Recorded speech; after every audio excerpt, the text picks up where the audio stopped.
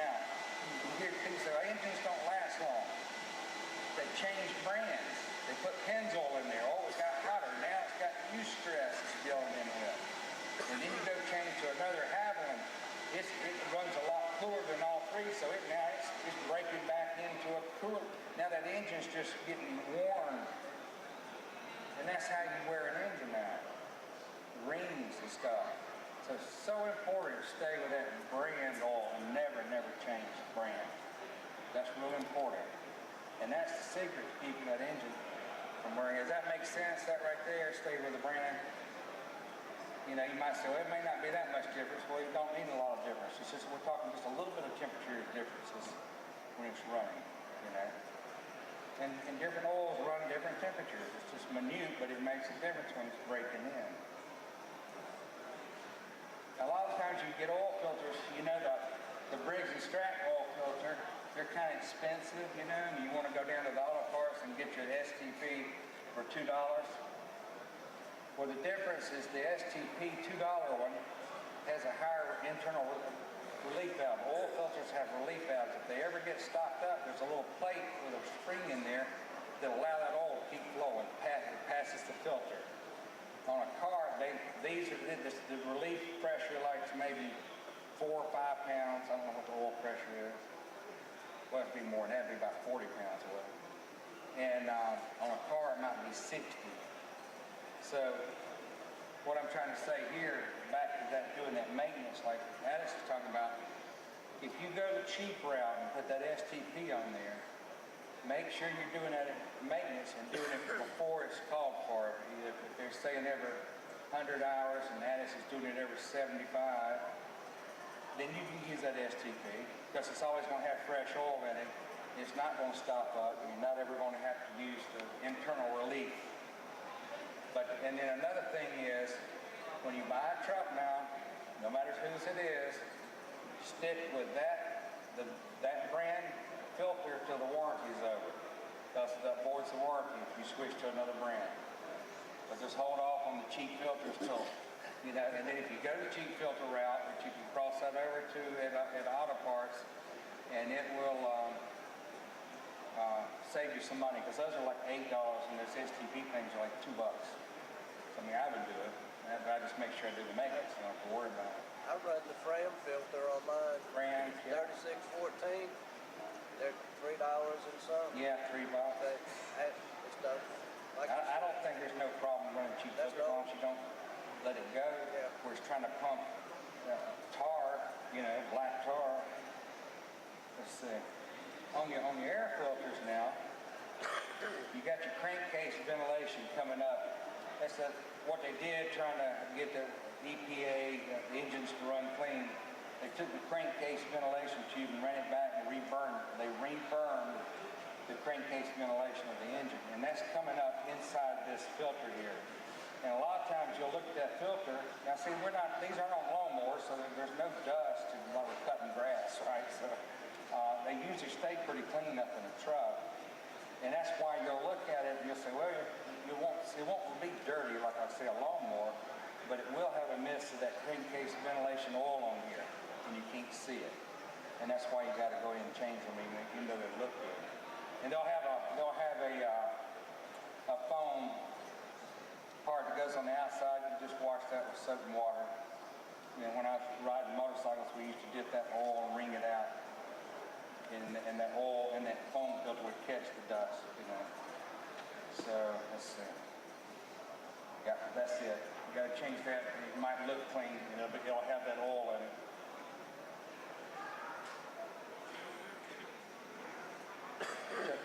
All the truck mount fires that I've heard so far, I mean, most of them, is always that right there. Now, Judson's never had a fire related to a propane. You know, a lot of people give horror stories, oh, propane's dangerous. Well, Judson's never, ever had an accident with propane. But I had a guy drive up one day with a machine with a propane heater, and he had a garden hose hooked to the propane hose. And he was wanting me to work on it. And I said, we're not starting it. We're not going to do nothing until it has a Department of Transportation hose on legal. No problem with having propane. Some vehicles, what's the count? All military bases are running that compressed natural gas, and the utility trucks are all running propane. All the phone company trucks, it's being used everywhere. Good, clean, inexpensive fuel. Need to check that fuel line. I say every day. Just glance at it every day, just see if there's a leak. What happens? It'll leak up around the carburetor and shoot a little mist over there on the exhaust manifold, and that goes with heat exchangers or not heat exchanger, and exhaust manifold will ignite that gas. Problem is, if we're on a lawnmower, it caught fire, we just jump off of it and do something. We're 300 feet away, we don't even see the truck. We don't know what's going on out there. So it'll just burn up by the time you own my machine quit. When you come out there, it's this big giant ball of fire. It's not like this, let's go get the fire extinguisher, it's too late. You know, as I said, we're not near the machine. We're a long ways away from it. And we can't see it and have no idea what's going on. Let's see, this isn't really related to maintenance, but there's other things you can do your truck mount, stuff that we do. We can double the life of your engine, reduce the fuel consumption by 50%, stuff we're doing, truck mount re-engineering. The guys that I've done this for, y'all call them and see how happy they are. They're very happy. We did a lot of stuff with eliminating all the electrical stuff and getting it all simplified back down to just basic engine pump and blower. And if y'all got any issues with your truck mount and you're getting ready to spend some money, if your dealer says, look, it's going to need a couple $1,000, I want you to call me and just talk to me. I'm not going to try to sell you nothing. But a lot of times, there's other options other than spending a lot of money keeping your truck mount running. There's a point your truck mount gets about 3-4 years and starts having little nitpicking issues, you know. I have El Diablo. Yeah. Are we able to modify that without making it into a propane? Keeping the same kerosene, diesel, fire? You have to change the whole heater. You have to put a little giant on there. You have to take that kerosene heater off. And put propane? Put a propane heater in, that's what I recommend. I don't like kerosene fire systems at all. First of all, they steam. Second of all, they're inefficient. They use a lot of, the coils are rated for higher pressure because they're pressure washed. This thicker wall, the metal, the thickness is thicker to take that pressure and it's less efficient than copper. Now, Little Giant, we can go to 2,200 PSI with the Little Giants now, but that's still more than you need for carpet fan. The 1,500 pound coil, that's fine. You can run a spinner at 1,200. You know, you're not supposed to run a spinner over 1,200 because it etches the grout. Even though it cleans good and it looks good, allows moisture to re-enter underneath that grout and lift it about a year later and you're buying the grout form. But there's a lot of stuff you could do because see now, truck mounts, people, back in the old days, a TNT was $5,500 out the door. But we used to pay $240 for an engine, $35 for pressure pumps, and $240 for blowers back in the 70s. That's how much all that cost us to make it, you know. But now everybody's, people's paying $30,000 for a truck mount now. I mean, that's a lot of people trying to mortgage their house. They want this truck mount. They put $30,000 in it. It gets to be about 3-4 years. It starts having little nitpicky issues and stuff. You got a good pump, motor, and blower. You got good hoses. All that's good. And so I just take what you got and strip everything off there and get all the switches off of it. Get the engine running with a stock factory muffler so the back pressure is correct. And put a little giant heater in there. You don't have to preheat the machine anymore. And no more preheating. If you add up all those hours at the end of the year that you had to just preheat a heat exchanger, you'd be surprised. If it's 15 minutes a job or just the first job of the day, 15 minutes to preheat times how many days, it's a lot. With a propane system, you light the heater, by the time you go in there and get the wand, hit that trigger, bam, right there's the heat. No preheat. It's nice. But like I said, I've done quite a few to help people out, keep them from having to just take a loss on a truck mount and buy another one. And they're happy. It's quieter, it's using half the amount of gas, better heat. More question. Has anybody ever experimented with, you know how in the houses now they have these instant water heaters? Yeah. They're electric, 110 volt. Yeah. Has anybody ever Like, tried? that's something I've been wanting to play with. Yeah. Okay. I make all kind of crazy stuff. I mean, I got stuff that looks like you make liquor with it. I mean, I got the craziest truck mounts y'all have ever. I got one truck mount. It's got, the recovery tank is a 6-inch piece of PVC pipe. It's 4 foot long. That's the recovery tank with a Y in it, with a bag filter hanging and a pump out on it. It's just a piece of pipe. I got the craziest stuff. You won't play all the stuff all these years, stuff I've made. Yeah, a little PVC pipe recovery tank. Now that foam's just like that because it's so small. But my God, when you put your hand over, it goes the instant. That negative pressure just goes straight to 15 that split second. It's so powerful, it's mean, you know. But we've done all kind of stuff, played with experimental. But what you're talking about is, you know, they got these 1,500 watt heat boosters for inline Mighty makes them, you know, for your portable.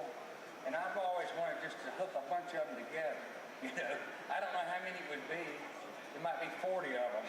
But I would love to know how many of those inline heaters it would take to sustain the temperature we want.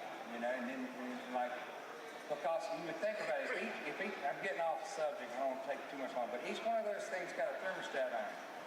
So if you put a high flow one, all of them would light up.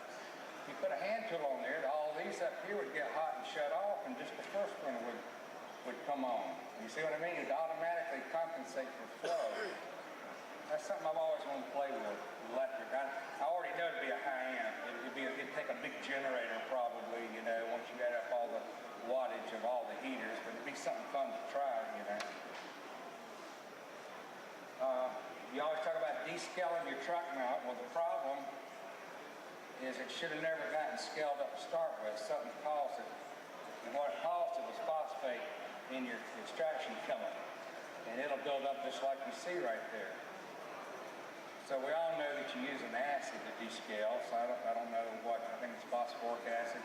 I've heard of people using muriatic acid, you know, to descale. Be careful with muriatic acid. It's real dangerous. You have to dilute the muriatic acid. Don't take my word for this about exactly what you do, but I think you put like a half gallon in 5 gallons of water, and you can dilute that muriatic. Just what I would do is just whatever, go to John Don or whoever the distributor is, and whatever they sell, it says descaler, just use that. Chemical, we use borate. And borate's a disinfectant, it's an oxygen brightener. Now borate is used in antifreeze. And the reason that it's an antifreeze is you notice when you check your radiator and you look in there, it still looks like radiator fluid. There's no rust. But that engine's a steel block. And you go, you know, it should be rusty water when you think, you know, it's got borate. It's an anti-corrosion agent. And that's why it's in our O2 system pre-spray, because it keeps the system completely clean. They won't build up. You'll never have to descale again. Now, not trying to get you to buy my O2 pre-spray, I mean my extraction, but I'll just tell you what I got in there. Go to the grocery store, get you some 20 mule team at the grocery store, and add a little bit in the extraction. Just a little bit in there. I don't know how much, but put a quarter of a cup in the 5 gallon. Just go to the grocery store and get some. And put it in there and see if it'll keep it from ever building up again. Plus you got some brightener and you got some disinfectant properties in your extraction. So just put a little bit of that in there. The heater maintenance, I got a video series on how to do the maintenance on the heater. I know people's never even touched their heaters, you know, they might be 10, 15 years old. But we got lots of people who've been running these heaters right here that's 35, 38 years old. Still running the same heater. And very low maintenance is required. Very reliable, it's fully mechanical, there's nothing electrical.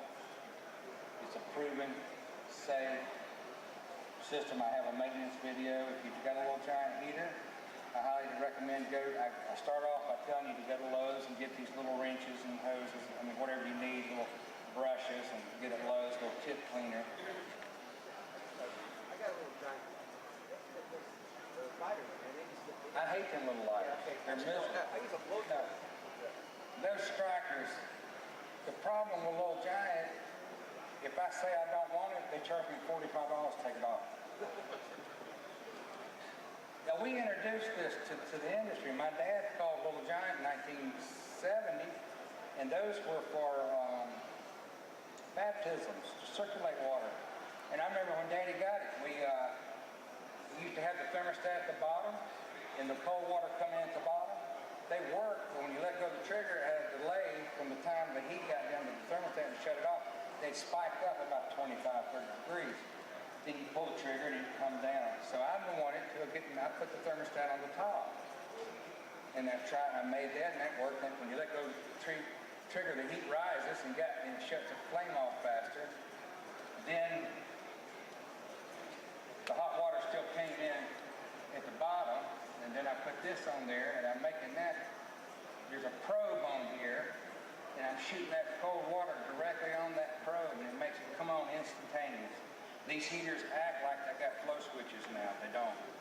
It's just getting that cold water striking that probe instant, makes it turn right back on. Having the thermostat brought to the top, when you let go of the trigger, it keeps rising. It was down here. Makes it shut right back off. So we're saving fuel and there's no more spike with them anymore. The number 4 Little Giant heater they've had about 4 years. It had electronic control, so I went and rigged up a control unit from a number 3 heater and it worked fine, so now we're putting that on there. So I was involved, we've always been involved with Little Giant. Alan died maybe about the dad. I think he died about 8 years ago, and that's who we dealt with through the years of doing changes to the Little Giant heaters.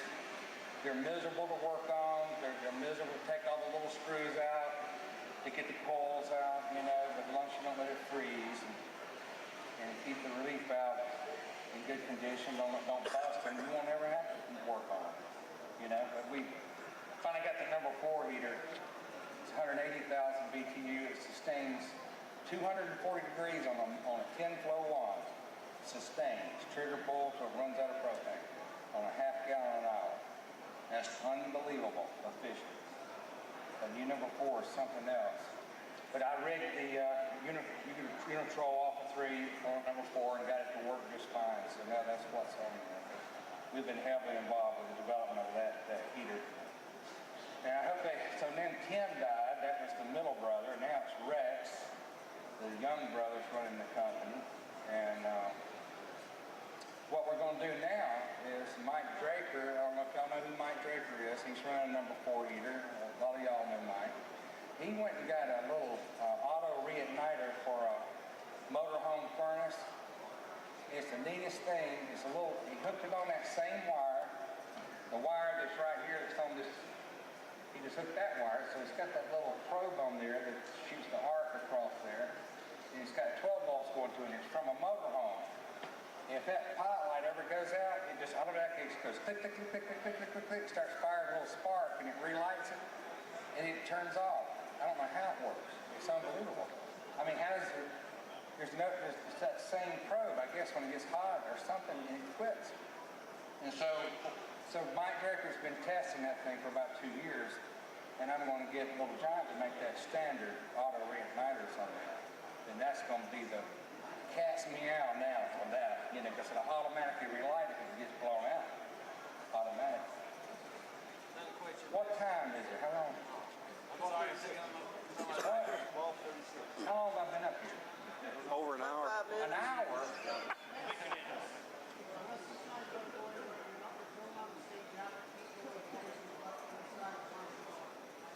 Okay. All right, another question. Is it the same on truck mounts with propane? You still have to cool off your truck mount? No. Oh, you don't? You can just shut it off and it's done? Be done, yeah. People keep, I keep pulling the heater down. What? Why? I mean, I'd let it no, cool down get loaded naturally. up, get going on to the next job. Getting them jobs done. That's all that matters. Knocking out them jobs, collecting them checks, and doing it day after day, and not being broke down. And if you do break down, being able to run in town, get you some parts, and get the thing going, and get on. That's what it's all about. That's the most important thing, is that machine not breaking. If it breaks, you being able to get it going. That's the most important. That's more important than how much pressure it's got, how much vacuum it's got, how much anything it's got. Because a broke machine don't have any heat, no pressure, nothing. So, reliability is the most important thing. Well, Yeah. they are, like you said, very reliable. I had one I bought used Yeah. in a trailer, Mm-hmm. and somebody rear-ended me and totaled the trailer, but it didn't do no damage to none of the Yeah. machine or nothing. I put it all back in my van and thought everything was fine. I cranked it up, run it, put the pilot light on the heater, everything was fine. Mm-hmm. Turned the thermostat on, and when I did, it said, poof, it had a fire. That little bitty nipple coming out the bottom of the regulator, It broke it off. it didn't, it just cracked it from Cracked the it. force where you couldn't see Yeah. it or anything. Yeah. So if you ever have a hard jolting one, Mhm. that little 1-inch nipple, pull it out and replace it. 'Cause that scared me. I bet.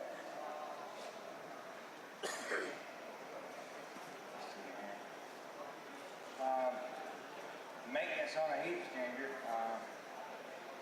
I guess if it's got the exhaust going through there, it could be some carbon buildup. I guess you could get a gun cleaning kit with a little wire brush and run up in the tubes. Would be a good idea. It gives carbon in it, you know. I don't know what else you could do to a heat exchanger as far as maintenance. Just decarbon it. You know, eventually, if you got exhaust running through anything, eventually it's going to build up carbon on it. And it's going to be inefficient, start losing its efficiency.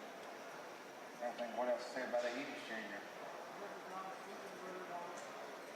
Converter valve, maybe you might have to lubricate it, right? You might have to, I know like on a vortex, you got to take that thing and deep scrape and grease and all kind of stuff. So I'd say get the manufacturer's recommendation on the maintenance.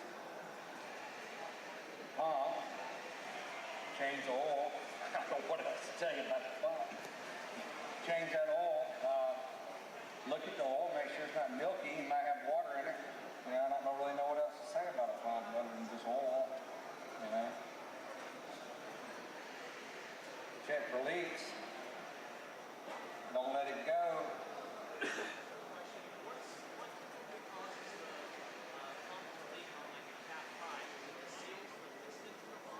Yeah. Yeah. We gotta replace those seals. A lot of times our truck nuts pump cold water. They always have. That's why they don't have any issues ever. But if you're pumping any heat through the seals, what happens is the seals get hot, and overnight they get cold. They get hot, they get cold. They get hard. They start getting hard. You know, if they just stay, like I said, we pump cold water, always have. We don't run water heat through our pumps. And we also we run our chemicals through the pump because the detergents we're using aren't violent. It's not like we're running caustic soda on degrees of hood, which is what goes after the pump injection system before pressure washers. So we feel like the detergent is slick. It's a lubrication, like a two-stroke, has oil in the gas, and it's always worked for us. People don't touch the pumps for 10 years. Don't even think about it. So, yeah, check for leaks. Now, you might have one little leak, one little drip, letting it go, year after year, and then before the van's rusted out. Now, y'all won't believe how cheap a van's made now. You take I remember back in the 70s, you take a punch, the floor was hard. On a new van, go get a punch and hit it with a hammer. It'll just pop right through that floor like it's nothing. It's just cheap. I mean, it's unbelievable how thin the metal is in a van now, And it don't take nothing to rust it out if it's thin, So don't let leaks go. Fix those things. Get in there and get those leaks stopped. I've seen people run a leak 10 years. It's not that bad. Don't worry about it. Check for leaks. Check for chafing. Chafing's real important. You're not ever going to see the chafing. If you look at the machine, the chafing's on the back side of the wire. You got to feel down the wires. Take a little mirror and look. You know, for chafing, it'll be where a wire's going over an edge or something like that. And make sure that nothing's. And if it's chafed, just take a little piece of vinyl hose and wrap over, put a tie wrap on it or something like that to protect it. You also got, I said, electrical chafing. Then you got your chafing of your hoses. Check them too. Again, you're not going to see the chafing. You have to look for it, and it'll be on the back side normally. It's easy to miss it, you know. Let's see here. All right, y'all gonna like this one. This is a good deal here. Electrolysis. Have y'all ever seen that before in your tanks? Well, in the beginning when we started, our first truck mount we ever made the first year was steel. We only made them 1 year, they were steel. And I bought an original TNT back from a guy. It's in my shop, and he's 44 years old. And how I know how old it is, it's a steel tank. So we only did it the first year, 70. And it's rusted out, and the guy had taken JB Weld and put plates, and I'm going to leave it like it is. I got a video of the 44-year-old TNT on YouTube. Go look at it. It's an old red machine, but it's unbelievable. It runs, it cleans, you know, it's got the vacuum. It's really helped me on this here. Bob's a good friend of mine here, lives in Canada, and he's real in the marine industry, more than I ever was, you know. And we've always talked about the zinc plates. Yeah. And what they do is on a boat, they'll put a zinc plate on the hull to prevent electrolysis. And I think if you can get your tank clean, because an aluminum tank, it'll eat through faster than if it was made out of steel and just letting it rust. I mean, it'll go through there. It's like little shells. It looks like little growths. And it just eats through that aluminum so fast you can't believe it. Like 5 years, your tank will just be ate up. And that can be prevented. I believe you could probably put some acid, like a mag wheel cleaner, and get it good and clean. And then put those zinc plates down in there. Bolt them all in that tank. Put 6, 8, 10 of them down inside there. Put them on the bottom, put them on the side, bolt them in there. Get those zinc plates up inside that recovery tank to stop that or reduce or slow that electrolysis down. Would be a good thing to do. I'm about finished, Bob. About finished. Next thing, I'm about finished. Your hoses. Nobody wants to do this. Rotate the hoses every 30 days because the hose is on the reel first, it's running tighter, and it gets set in that tight position. A lot of times that one never comes off. You're just working off, and that one just stays on there, and then it's been on there a year, and then finally you take it off, and it's stuck in that position. When you open it up, it cracks. So rotate the hoses every 30 days on your vacuum, and rotate your pressure hose too. You know, because the pressure hose getting off the machine's getting the most heat, and the one getting on the one's got the least amount of heat. So when you keep those rotated, you extend the life of your hoses, and that's it. That's the end of this. That's the end of my deal. Well,